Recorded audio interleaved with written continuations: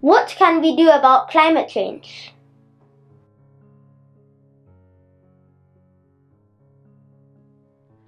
A lot.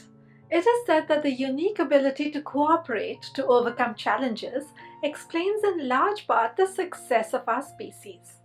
Very approximately one-third of our energy budget is employed in buildings, domestic and commercial, one-third in transport, and one-third in industry. All of these can be made much more energy efficient and carbon neutral through the use of better insulation, smart meters, electrical heating, using all possible sources of local energy such as ground source heat pumps, solar panels on roofs, electrify all transport to increase energy efficiency, make coal and gas plants clean using carbon capture, storage and sequestration. We can better manage waste from landfill sites and agricultural waste, burn waste for energy, recycle as much as possible. We need to invest hugely in sustainable energy from solar power, hydro, wind, wave, tidal, and nuclear. We should consider the environmental impacts of the food industry, curb deforestation and intensive farming practices that cause soil degradation and biodiversity loss. Practice sustainable farming. From planting the seeds to the food arriving on our plates, minimize impacts on the environment every step along the way. Eat more local, seasonal, organic produce and waste less.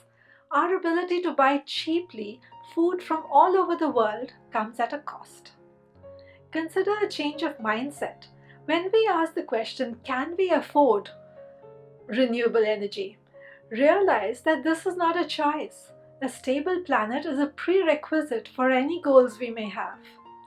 When we worry about which countries should take responsibility, realize that sustainability will never be achieved without a great deal of awareness and sharing of resources. Think about our consumerism. The WWF and RSPB report that to produce just the stuff needed by British consumers requires a patch of land overseas that is nearly as large as the UK. Part of this land is in countries such as Brazil, Indonesia, and Ivory Coast, where the result is a high rate of deforestation and the extinction of animals like the orangutan. Palm oil is used in products such as biscuits, crisps, and soap and requires 1.1 million hectares of land to be cleared out in Indonesia, Malaysia, and Papua New Guinea. Consider what goes into the making of the cheap products that we buy so frequently.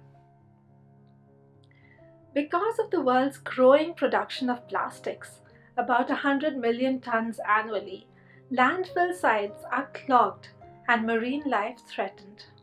Plastic is derived from materials made from fossil fuels and is one of the most persistent pollutants on Earth. It is made to last, and even long after it has been discarded, plastic creates greenhouse gas emissions that are contributing to the warming of our world. I want to mention this book, Sustainable Energy Without the Hot Air by David Mackay. This book is available online for free. It helps us make sense of our daily energy needs and quantifies how much of it goes into heating or cooling our homes and offices, transport, say if we drive to work, which a lot of us do, having stuff, or going on holidays, such as if we take one long-haul flight a year.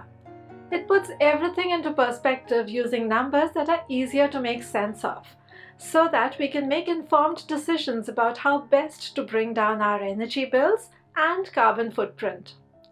It talks about what it would take to produce all of our energy sustainably.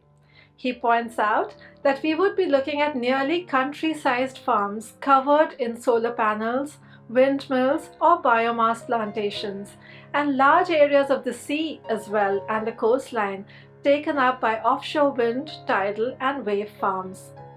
For diversity, he recommends that we consider nuclear plants as they need much less land area. The cost of producing energy by sustainable means, clean energy, would run into hundreds of billions. But the total market value of all energy consumed in the UK is already £130 billion annually.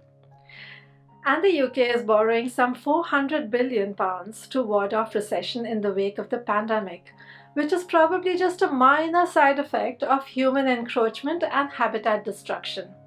Consider how much it would cost to react to one major crisis directly related to climate change. Money is much better spent in preventing such situations rather than reacting to them.